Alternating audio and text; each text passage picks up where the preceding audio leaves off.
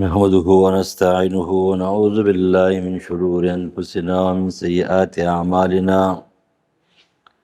من يهده الله فلا مضل له ومن يضلل فلا هادي له وأشهد أن لا إله إلا الله وحده لا شريك له وأشهد أن محمدا عبده ورسوله أما بعد فأعوذ بالله من الشيطان الرجيم بسم الله الرحمن الرحيم ادعو إلى سبيل ربك بالحكمة والموعظة الحسنة وجادلهم بالتي هي أحسن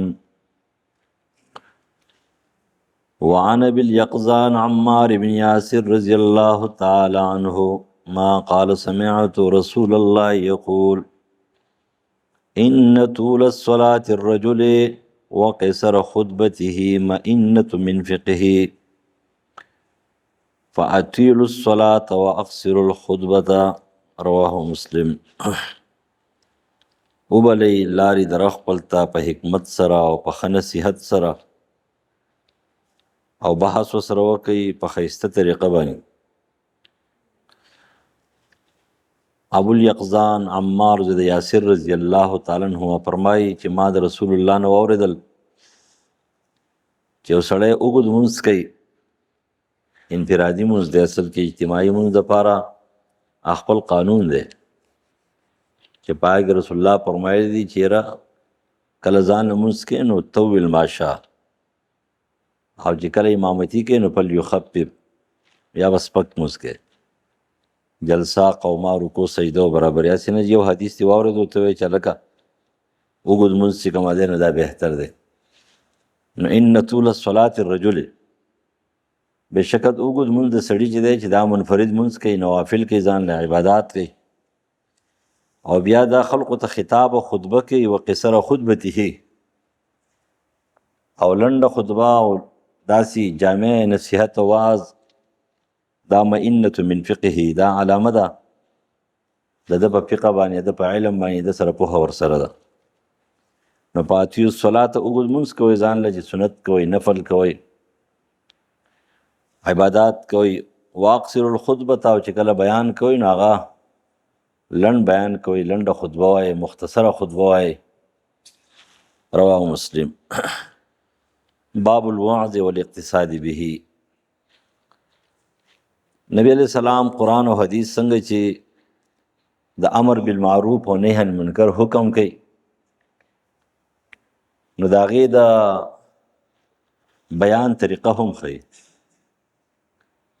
لکه بعضې خلک یې هغه پښتو کې تاسو وایئ که نه چې یو سړی موړ شي نو خلک ورته وایي چې هلکه موړ شوې، نو دا یو ځان له یو جمله ده او یو ادبي کلام دی. خو که فرض که ته هغه ته ووایې چې ته ډک شوې، نو بس هغه پریشانه شي، خفه شي. حال دا دی چې دغه لفظ دغه معنا خو هم لري، معنا خو غلطه نه ده. په دې وجه باندې شریعت دا د آدابو نوم دی. نبی علیہ السلام له یو زنانه راله، تپوس کوي چې یاره د سړي ماهواري، د زنانه ماهواري ختم شي، د هغې نه پس غسل کوي نو ځان به څنګه پاکوي؟ نبی علیہ السلام ورته وفرمایل چې یو کپړه به راوالي د مالوچو، یا یو چمړه یا مالوچ، یا یو کپړه به راوالي، په هغې به خوشبویي پورې کړي، مشک به پورې کړي. هغه مشک ارزان، اوس خو مشک ګران دي که نه، خوشبویي به پورې کړي، مشک به پورې کړي، ځان به پاک کړي. نو هغه زنانه ورته یا رسول الله څنګه پې ځان پاک کړي؟ وایي ځان پې پاک کړي، که نه ته دومره نه پوهېږې؟ نو هغه ورته بیا وویله چې پر درېیم ځل ورته وویله، نبي علیه السلام ورته وویله چې سبحان الله، ځان پې پاک کړي که نه، تعجب دی ته نه پوهېږې. نو حضرت عایشې هغه د لاس نه ونیوله او دې پله راشه خلک پې ځان داسې پاکوي، ته په دې نه پوهېږې. نو حال دا دی چې هغه معلم اول و، معلم اول هغه به خو الفاظ صفا صفا وایي، خو لیکن بعضې خبرې داسې دي چې هغه کله په شریعت کې قبیح وي، نو هغه الفاظ چې کومه دی نه به نه استعمالوي چې په هغې باندې سړی شرمیږي یا نشي بیانولی، بلکې هلته به اشارات، کنایات استعمالوي. قرآن کې الله تعالی فرمایي وایي د کندو نه راغی، زموږ پښتو هم ښه ده بده نه ده. زموږ پښتو کې مونږه الفاظ دومره بد نه دي، لیکن بعضې پښتوګانې داسې دي چې د هغې د الفاظ چې کوم دی دومره بې ادبه دي چې حیران بشي. مونږ به یو ځای کې ویو، میاشت نیم هم سبق وایو، میراث ته تللي وو، هلته چې مونږ راووتو جو اوله ورځ هم وایو، یو مشر سړی و، هغه دې چې خوشي خبره وکړه، وایي تاسو د غله ځئ، ما له سم قهر هم راغی، ما ته ورته وګوره چې زه رالم کمرې ته، اوس امولي صاحب راغی، هغه هلکه ولې څه چل وشو؟ ما ته وګوره هغه سړي مو دې ښه خبره هغه ویلی زوروره، وایي دا وایي د دوی زبان دغه شان دې خوښی دی، وایي دا دوی د دغه نه وایي خو زبان یې خوښی دی. خبره هم دا چې قرآن مجید د آداب الفاظ ذکر کوي، نو دا وعظ او نصیحت چې دی نو په دې کې به ورې قار ډېر دي. دا خبره یاد ساتئ، وعظ او نصیحت په دې کې به سختي زیاته وي، سختي دې کې به نرمي وي خو نرمي به کمه وي. لکه بعضې خلکو په ذهن کې دا چې پاسې چې بس مړ سپن خبرې کوه که نه، نه دې کې به سخت الفاظ زیات دي. دا د انسان مزاج دی چې کله دې دوی ته د یو شي معمولي اجازت ورکړو نو دوی بیا د هغې نه بس ناروا ته ځي. بیا نو الفاظ دا به باادبه وي، الفاظ باادبه، ولیکن داسې نه چې را ته به چې دی نو مداهنت به نه کې. لہذا دلته وایي د حکمت څرنګې چې قرآن او حدیث مونږ ته هر څه ښیي، نو مونږ ته بیان چل هم ښیي.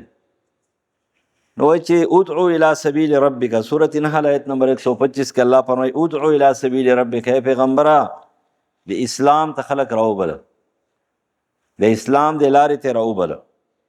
څنګه راوبلم؟ بالحکمت، حکمت ورسره وکړه، چل ورسره وکړه. لکه بعضې وخت کې یو سړی دی هغه نه پوهېږي. زموږ صابیاق صاحب دی الله وبخي، هغه یوه قصه کوله، وایي دا سوات ته تللی وم، سبق له تلو، نو کوم جماعت کې چې مونږ دیره شو نو د هغې جماعت مسجد الله اکبر په سیدو شریف کې په هغې کې مونږ دیره وو، د هغې چې کوم امام و مدرسې ناظم و جامع حقاني، نو په هغه وخت کې دا مسله راغلې وه د زوات او د دواد،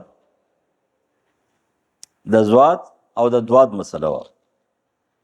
نو زواتیان چې کوم دی دوی به ځان ته موحدین ویله، او دوادیانو به ځان ته چې کوم دی نو بدعتیان وو، خو دوی به ته بدعتیان ویله او خو ځان ته نه ویله. خو یو قصه یې جوړه کړې وه داسې لفظ چې هغه عرب صحیح نشي ویلی، عرب زوات لفظ تخریج د مخرج چې کوم دی دا عرب صحیح نشي ویلی. مصر والا دومره غټ غټ قاریان دي، ځان یې مړ کو صحیح نشي ویلی، څوک دوات وی څوک زوات وی، او ته راډیا ځان یې چې کوم دی نو معقولي جوړ کړی دی، او یا چې ته دوات وی او ته زوات وی او ته دا وی او ته هغه وی، خلکو نه ټول ایمان ګډوډ کړو. اوس وخت کې دی د زوات د دوات قصې دي، هغه له ماښام مونځ دی. مفتی اعظم صاحب قاري صاحب غټ قاري مفتی صاحب دی، ښه ملا دی، هغه مانځه ته مخکې شو، ماښام په مانځه کې څه وایي؟ غیر المغضوب علیهم ولا الضالین، غیر المغضوب علیهم غین یې پکې پرېښود، غیر المغضوب دی که نه، مغضوب وی که مغضوب خو غین پکې شته، نو ده څه ویل غیر المغضوب علیهم ولا الضالین. ما وایي زما په دې غوږونو کې به څه چلي، په دې بل رکعت کې مو ته ښه دا غوږونه شپږ کړه، شی پکې غین نه وایي. مونځ وشو، مونځ خو مې ځان له وکړو، ماسخوتن مونځ وشو، هغه مې بیا ځان له وکړو، چې هلکه دا خو پکې غین نه وایي، دا خو شی بلکل غلط دی. سړي ته خبره کول هم آسان کار نه و. دې بعضې خلکو خپل یو داسې یو مصنوعي د سرمنو اسمان په ځان باندې جوړ کړی او ځان نه داسې یو شی جوړ کړی چې ته وایې چې څوک د خبره نشي کولی. ته څه شی هر څوک چې خبره به ورته کوي صحیح خبره. حضرت عمر ته بوډۍ خبره کولی شي، سړی ورته خبره کولی شي، او حضرت عمر غوندې انسان چې کوم دی نو جلالي سړی او ته څوک یې؟ وایي ما ویله چې حکمت ټکی ته ښیم، چېرې څه چل ورسره کول غواړي. نو ماښام چې کله مونځ وشو نو ما قرآن مجید راواخیستو، سنت مې وکړه، ورالم مونځ مې هم ځان له وکړو، سنت مې رالم کېناستم، او دی خو ډډه لګولې وه، محراب کې ناست وم. ما ورته ویلې جي صاحب دا قرت ډېر مزدار دی، او د مدرسې د سبق ته یو څو ورځې شته، یو هفته. نو ما اکثر دا امامان د صورتونه غلط وي، نو زه وایم چې دا صورت فاتحه او د آخري صورتونه راته چې برابر کړم، که نور څه نه شم کولی، امامتي خو پې کولی شم.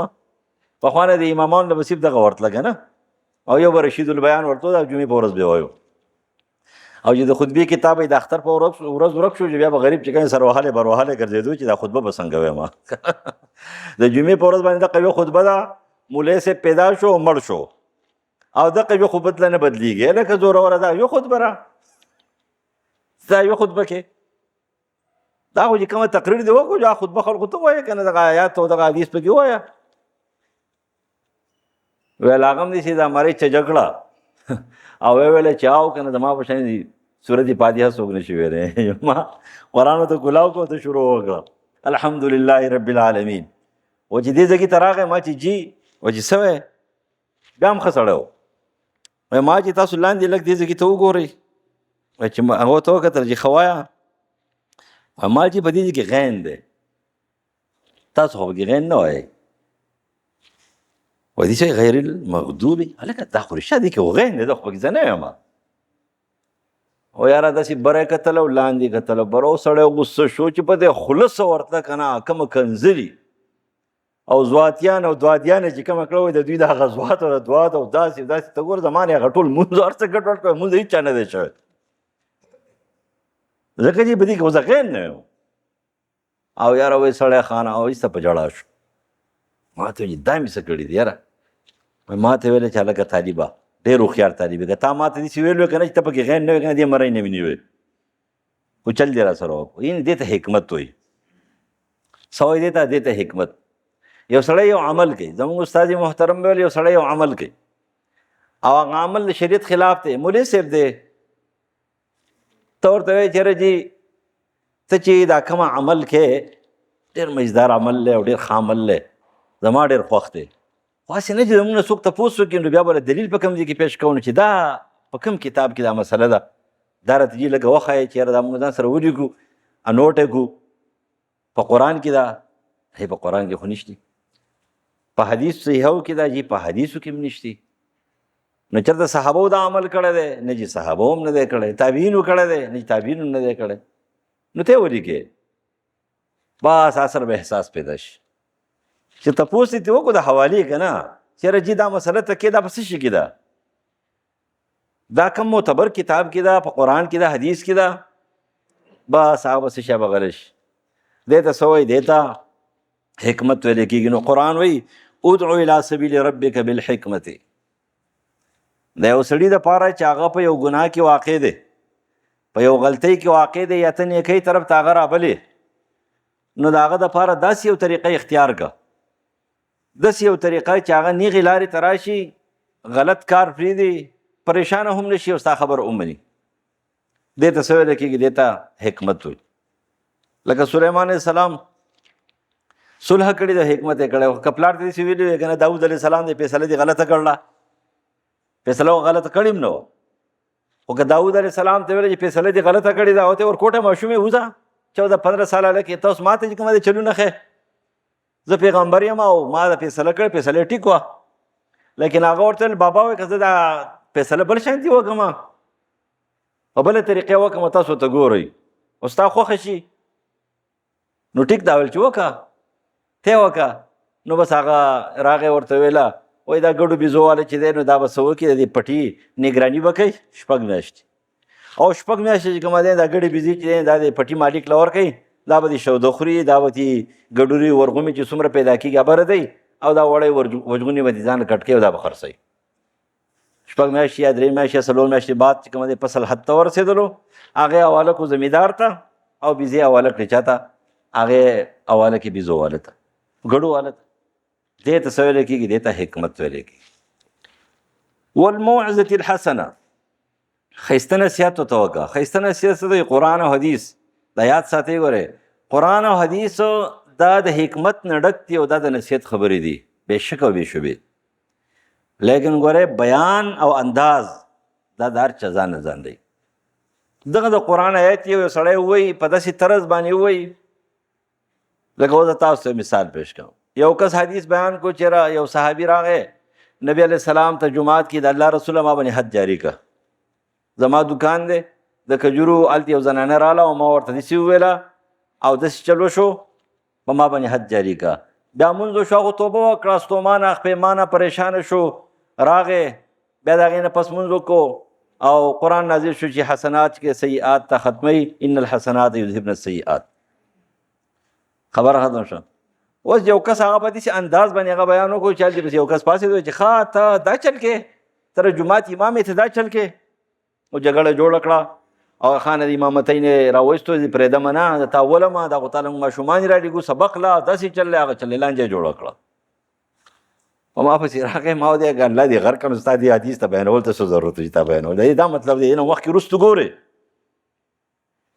بیا سره زلاړم اقا حدیث می وایو کما حدیث می کس پاسه ما ته ورته کې دا حدیث د دې ویلې دا خو دې بیانول کې د عمل دی کوي دا حدیث دې بیانول کې دا کار دا ګناه دی کوي دا خبره دی کوي. خبر همداره چې قرآن او حدیث خو د نصیحت دی او ډک د نصیحت نه لري، خو لیکن د بیانولو انداز د هر سړي نه دی چې هر یو سړی چې کوم لري هغه په خپل انداز باندې بیانوي او بس د هغې نه بله مسله جوړوي. نه داسې به نه کوي. نو الموعظة الحسنه ښایسته نصیحت ورته وکړه، حکمت باندې کار ونه شو نو ښه نصیحت ورته وکړه، قرآن او حدیث ورته په ښه انداز باندې بیان کا، ترغیب و ترهیب ورته په ښه انداز بیان کا، د یری او د خوف خبرې ورته کوم دی په ښه انداز باندې وکړه.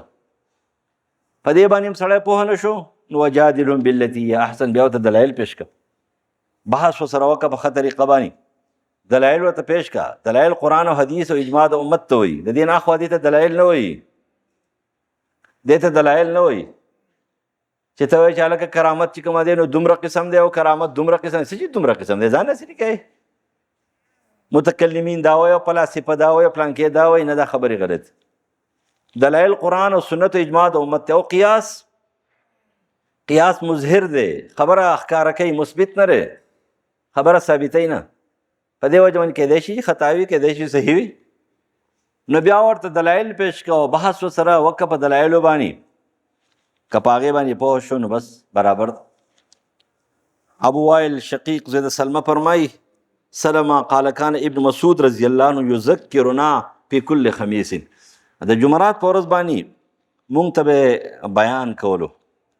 فقال له رجل یا ابا عبد الرحمن لو وددت انك ذکرتنا كل يوم، که هر ورځ تقریر کولی ګورې یو سبق ته یو تقریر دی ور یاد ساتئ. د قرآن درس او د حدیثو درس روزانه کول دا سبق دی، دا به کې دا فرض دی. یو خلقو ته واعظ نصیحت کول دا په هفته کې یا په جمعه کې یا 5 ورځې پس. عبدالله بن مسعود به 2 ورځې پس کول، عبدالله بن مسعود به 5 ورځې پس کول، عبدالله ابن عباس به 2 ورځې پس کول، ابو ذر غفاري به 2 ورځې پس کول. دا بدعت نه دی چې ته د جمعې په ورځ باندې چې نبي علیه السلام جمعې په ورځ باندې موږ دا خلک راغونډولی شو، بله ورځ باندې نه شو راغونډولی که نه. نو ته فرض وایو، نو ته واجب وایو، نو سنت مؤکد وایو. خو لیکن دا عمل موجود دی چې 5 ورځې پس واعظ نصیحت کول، 2 ورځې پس واعظ نصیحت کول، دا شته دی، روزانه به نه کوي، کله کله. نو موږ په 2مه ورځ باندې چې کومه دی د ابوذر غفاري او د عبدالله ابن عباس مسلک مطابق یې کوو. مشکات کې د حدیث عبدالله ابن عباس موجود. نو په 2مه ورځ باندې دا کوو واعظ او نصیحت. د فرض واجب باندې اصل خطبه خو د جمعې د وروستنۍ ده، تاسو چې د ماسپښین لمانځه له راځئ، هلته اذان ویلی شي، خطبې شروع شي، نو دوی را روان شي، جومات ډک شي، نو ماسپښین لمونځ دې وکړو. نو فرشتو پایلونه د جمعې هغه بند کړي دي، د فرشتو پایلونه د جمعې بند شو. اوس ته د ماسپښین لمونځ کې د ماسپښین ثواب درته میلاو شو، د جمعې غټ ثواب د هغې نه محرومه شوې، د غټ ثواب نه څه شوې د محرومه شو. د خطبې نه مخکې د اذان د دویم اذان نه مخکې تا ته رسېدل پکار دی، ته ځان نه ورسې. نو یو سړی ورته وایي چې روزانه نصیحت دې کولی ډېر به ښه وی. نه ورته به جواب کې څه وایي چې زه منې کړی نه یم دی چې زه روزانه تاسو ته بیان او تقریر وکړم، خو دې خبرې منې کړی یم چې زه تاسو ستړي ستومان او پریشانه نه کړم. واقعي خبره ده چې بس دا په تعزیت کې یا پر جنازو کې یو کینی بل پاسي دا خلک ستړي ستومانه شي که نه، دا شریعت کې دا ټیک خبره نه ده. د خلقو مزاج ته به ګورې، که بعضې خلک هغه ګاډي ته راوخېږي تقریر شروع کړي، بیان شروع کړي، ته به ورته وایې چې هلکه دین تاسو خوښ نه دی، دین هم خوښ نه دی. لکه وایي زویا ته قرآن او حدیث ته خبر نه چې په ګاډي کې څوک بیان نه کوي، دی په ګاډي کې شروع وکړي، هلته پکې بیمار دی، هغه اورېدو ته جوړ نه دی، د چا په سر باندې درد دی، چا له الټۍ ورځي، هغه دې ته جوړ نه دی. و دې نه دی خبر چې نبي علیه السلام څه فرمایل. دې ځای کې ته وګورئ چې انی اکره ان املکم و انی اتخولکم بالموعظه کما کان رسول یتخولنا بها مخافة السامة علینا. دا بخاري او مسلم حدیث. وایي زه دا پته کړم چې تاسو ستړي ستومان او پریشانه کړم، اوکتاهټ را باندې راشي او زما را خبرې در باندې بدې لګي، ځکه چې پیغمبر به زموږ خیال ساتو. د دې چې یاره مونږ تازه یو، خبرې ته متوجه یو، نو خبره به یې کوله. او چې کله به مونږ پریشان او یا متوجه به نه وو یا به ستړي ستومان وو، نو نبي علیه السلام موږ ته تقریرونه نه کول. په دې وجه رسول الله فرمایي چې کله تاسو چاته خبره کوئ نو نشاطتن چا تازه وي. لکه اوس ته لاړ شي که نه تعزیت له، او په تعزیت کې اوس خلکو ته تقریرونه ډېر ورغلي، هر یو سړی مقرر دی. نو چې دالته لاړ شي وګورئ چې هلکه دا خلک ناست دي خو موټ کې نه دي اورېدلو ته، غلې غولیا کښېنه، هسې عامې خبرې د خلکو سره وکړه، ګاونډي سره وکړه، خوا ته څوک ناست. تعزیت دي ته خلک مشغول کړه. غلطي خبرې فارسي کې ناروا دي، غلطي خبرې مه کوه. اوس که خلکو مطالبه وکړه چې یاره جي یو څو خبرې دا وکړه، نو مختصر د هر ځګي ماحول ته به ګورې، بعضې کې به 2 خبرې پکاري، بعضې کې به 10 پکاري، بعضې کې به 10 پکاري. هغې ته به وګورې، داسې نه چې ته پاس یو چا پلار به دې بیا کښېني بیا جګړه کوي،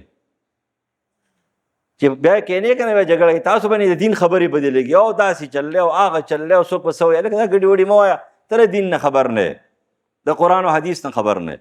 خلقو ته ګوره هغه شان دې بیان کوو چې خلک خبره واوري. عبدالله بن مسعود ته وفرمایل چې تاسو ته 10 تقریرونه نشم کولی، کله چې تاسو تازه یې دا به کوم درته. عمار رضی الله عنه فرمایي ما د رسول الله نه واورېدله چې ان طول صلات الرجل، اوږد سړی چې اوږد لمونځ کوي سړی او خطبه لنډه کوي. د لنډې مطلب دا دی چې ماحول ته ګوري هغه شانتې بیان کوي، نو دا د فقه نښه ده، دا د دین نښه ده چې دی په دین باندې پوهېږي. نو ما تاسو ته ویل راسي نه چې خطا شي چې د جماعت امام چې کوم دی نو هغه حدیث لیدلی و، حدیث لیدلی و چې نبی علیه السلام د ماښام په مونځ کې صورت اعراف ویلی دی.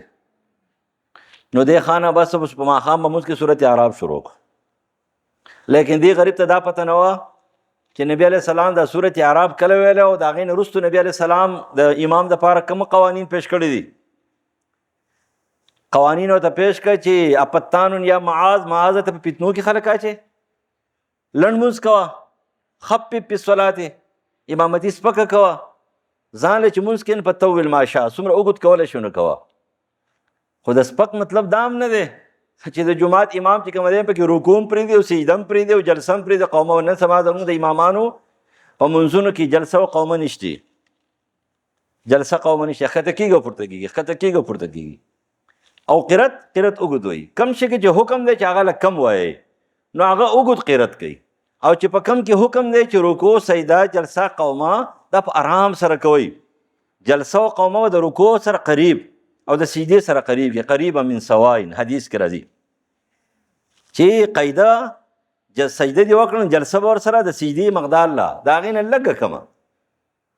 او پاتې یو روایت کې راځي اوهما والا راځي نه ځان نه خبره ده، ځکه چې بعضې شیزونو کې 1 سیکنډ هم سړي ته غټ یو ګینټه ښکاري، نو په جلسه قومه کې لږ اوږدوالی ورته غټ ښکاري، دا نه دی. نو دلته معنی دا چې ځان له مونځ کوې نو اوږد مونځ کوه. خو چې خلکو ته امامتي کوې نو بیا د امامتۍ کې تاسو ته پته ده چې په امامتۍ کې کمزوری زورور وي. کمزوری پېژنې، بیمار، مسافر، ماشوم یا محتاجه، دا چې کوم دی دا زورور دی. لکه اوس فرض کړه جومات دی دا دننه هال ډک دی، ټول صحتمند خلک دی، یو پکې بیمار دی، نو دا مونځ به د بیمار مطابق کې، دا مونځ د بیماریو په حدیثو کې کمزوری زوروري. لکه فرض که 6 کسان دی حدیث یې نقل کړی دی، خو په دې 6 کسانو کې 15 ښه مضبوط خلک دی، دا یو پکې کمزوری دی، حدیث کمزوری دی. نو په حدیثو کې کمزوری زوروري، په حدیثو کې کمزوری معنی په راویانو کې، او په امامتۍ کې ضعیف چې کوم دی نو دا څه وي دا زورور وي. نو ته به څه کوې، ته به د دې خیال ساتې. دې ته ویل کېږي مقتضای حال او ظاهر. دا خبره یاد ساتئ، د دې ټولو خبرو یوازې د مولیانو امامانو مقررین دپاره نه دي، ستاسو زموږ ټولو دپاره دي. کله کله موږ کینو بې ځایه چې کوم دی شروع کړي جګړه جوړه کړو، نه کم ماحول چې لاړ شي د هغې ماحول مطابق خبره کوو، مسلې پریشانیانې به نه جوړې. هلته هغه خبره کوه، هغه تذکره کوه چې هغه معاشره، هغه ماحول، هغه مجلس هغه ښایسته سکون سره ختم شي او برابر شي. نو خو زموږ ماحول سي مجلس چې دی خامخا څوک به ګډې وډې وایي، څه مسله به جوړوي، پریشاني به جوړوي. په پردو جنازو کې مولیان جګړې کوي او څوک به وایي چې هلکه دې قبر ته خطبه شته، تلاوت شته او څوک یې نشته دی. نه ته به چې پلار یې مړ دی، ستا پلار چې مړ شي ته به بیا جګړه وکړه، ښځه دې مړه شي ته به بیا جګړه وکړه. په پردي مړي کې مسله جوړول، جګړه جوړول، تا ته د هغې د پریشانۍ او درد پته نشته، ځان دې پاگل جوړ کړی دی. دې لپاره سم کوتک پکار دی، سم په کوتک یې ووې چې ستا څه کار دی، کښېنه هغه ځای کې، جنازه ختمه شوه بیا کښېنه بحث ورسره وکړه چې شته او که نشته دی. بیا سل روایت پیش کړه که نه ستاسو هغه یو ملا ویلی چې هلکه ما ته په دې تلاوت چې قبر ته کښېنه 100 حدیث را سره دي. هلکه 100 حدیث، الله تعالی دې خوشحاله کړي 100 حدیث په سیاهی سیتو کې نشته حدیث د هغې ته چې 100 حدیث دي په ابوداود کې پته نه لګي. دې وجې نه خبره همداره چې ماحول ته به ګورې هغه شان دي ټیک خبرې به کوې، معاشرې کې به فساد نه جوړوي. آخر حدیث ته معاویه زوی د حکم السلمي رضی الله تعالی عنه فرمایي چې ما مونځ کولو د نبي علیه السلام سره او ناګانه یو سړي په دې مجلس کې، په دې جماعت کې، په دې امامتۍ کې ولاړ دی، پرنجی و. نو معاویه فرمایي رضی الله عنه، معاویه زوی د حکم، معاویه ابن سفیان ځان نه دی، معاویه زوی د حکم السلمي ځان نه دی، دی نوی مسلمانو. فقلت یرحمک الله، مال چې الله دې په تا باندې رحم وکړي. نو یو خدا مسله ورته پته نه وه، یو سړی پرنجی وکړي هغه الحمدلله ونه وي نو یرحمک الله به ورته نه وی. چې کله یو سړی پرنجی وکړي هغه وایي الحمدلله نو ته به ورته یرحمک الله وی، او چې کله تا یرحمک الله ووایو نو بل به تعالی جزاک الله وایي. اوس هغه پرنجی کړی دی الحمدلله نه دی وی، نو ستا څه کار دی یرحمک الله برناقه ورته وی، هغه د نعمت شکرې نه ده ادا کړي. نو ته څنګه وایې چې الله دې باندې رحم وکړي برناقه. بیا چې تا ما ته دوا نه ده کړې یرحمک الله نو زما څه کار دی جزاک الله درته وایم. نو یو خو راته دا پتم نه وه. دویم نمبر دا کلام الناس سره مشابه خبرې وې، په مانځه کې عامې خبرې بندې وې، قوموا للناس قانتین خبره وه. نو فرمان القوم بابصارهم، خلقو راته بد بد وکتل. وایي ما په دې زړه کې ویل یا په خوله وویله چې وسکل ام یامین دې مړې شه، اوس ما څه چل شوی دی، ما ته بد بد ولې ګورې، ما څه چل کړی، خو ما یرحمک الله ویلی دی. نو هغوی دا خپل پتونونه وهل، فجعلوا یضربون بایدیهم علی افخاذهم. وایي زه پوه شوم چې کاته خرابه ده چوپ کړم او غلی کېناستم. مونځ چې وشو نو نبي علیه السلام وویل چې هلکه دا چا منین متکلم؟ نو ما چې زه وم نو ما چې څه به راته وایي. نو نبي علیه السلام ما ته ویل چې راشه دلتې مخکې کېنولم. وایي قسم دی په ابي و امي، و زما مور پلار دې قربان شي په رسول الله باندې، ما رأیت معلما قبله ولا بعد احسن تعلیما من، ما داسې استاد چېرته هم نه دی لیدلی، داسې استاد مې نه دی لیدلی. نو په والله ما قهرني ولا ضربني ولا شتمني. زما خو دا خیال دی چې اوس په مدرسو کې د قرت دپاره او د حفظ و ناظرې دپاره چې کومه قاریان او استادان اخلي، اول د دوی نه دا تپوس کول پکار دی چې وهل څه ته وایي، او بیا چې کومه دی نو د سکول د پرایمري سکولونو نورو کې خو نشي وال کولی، خو د پرایمري سکولونو کې چې استادان اخلي نو اول د دوی نه هم تپوس کول پکار دی چې تاسو وهل پېژنئ، وهل څه ته وایي، تعذیر څه ته وایي، عذاب څه ته وایي، جزا څه ته وایي، تعذیب څه ته وایي، په دې پوهېږئ. نو که پې نه پوهېدو نو دله دې ډیوټي نه حواله کوي که نه، نو پردي ماشومان به ورته وجه دي او دا کیسونه به راځي. ما ته قار نه شو، غصه نه شو، ردي بدي راته ونه ویلې، ما قهرني ولا ضربني ولا شتمني. ما ته ویله دا مونځ دی او په دې کې د انسانانو خبرې نه چلېږي. تا ته پته دا خو صرف تسبیحات او تکبیرات او قرات القرآن دی، انسانانو خبرې پکې نه دي. وایي زه حیران شوم داسې استاد ما نه دی لیدلی. بس ما نوی اسلام قبول کړی و، ما چې راشه اوس موقع ده او د رسول الله نه چې کومې تپوس وکړه، ما چې موږ پخوا نه کاهنانو ته تللو مزې ورته مونږ ویل چې نیکپالي بدپالي په مارغانو په خپو پورې تړله چې دا پلانکې مارغه دی او پلانکې مې ولیدو دا دی. لکه نن سبا چې کومه دی دا خلک لګیا دي، دا پیریداران او دا دمګري لګیا دي چې که په کور دي کارغان ګرځېدل نو چا را باندې سحر کړی، که په کور دي خارونۍ ګرځېدلی چا را باندې سحر کړی، نو که په کور دي توتیان ګرځېدل نو څه چل وی دا ځان نه څه بکواس جوړ کړی دی. نو دلته دا خو د هغې زمانې خبره ده چې مونږ منا رجال یتطیرون، نیکپالي بدپالي په دې مارغانو په خپو پورې تړلې وه چې کارغه مې ولیدو کار خراب شو، پلانکې شی مې ولیدو کار خراب شو. نو رسول الله ته وفرمیل چې دا مارغان چې څوک د کار نه نشي منې کولی، خو ته په خپله باندې چې کومه دی د اوسۍ ته دې لاس واچولی څه سملاستی که نه. لکه یو سړی دی یاره چې ما بار یو سړی ولیدو، یو کارغه مې ولیدو بیرته راغېسته سملاستو، نو دا خو تا ځان سملو په خپله باندې، ته راپاسو کارغه واولو ته خپل کار پسې لاړ شه، خپل کار وکړه. رسول الله ورته ویل دا څوک نشي منې کولی، داسې پالتو خبرې دي، جاهلیت او د شرک ته زمانې څه دي خبرې دي. دا صحیح مسلم حدیث دی. نو دا د نصیحت، د حکمت، چاته یو خبره کول، د یو ماحول، د یو مجلس، د یو تعزیت، قبر، واده، غم، ښادي، په دې کې چې خبرې کې د ټولو ځان له ځان اندازي، د هغې دپاره ځان له ځانه خولې پکاري، ځان له ځانه سوچ پکاري، ځان له ځانه خبرې پکاري. او که داسې نه که نو چوپ کښېنه، نو هغه خبره ده چې را بیا چوپه خوله چې کومه دا بیا بهتري ده.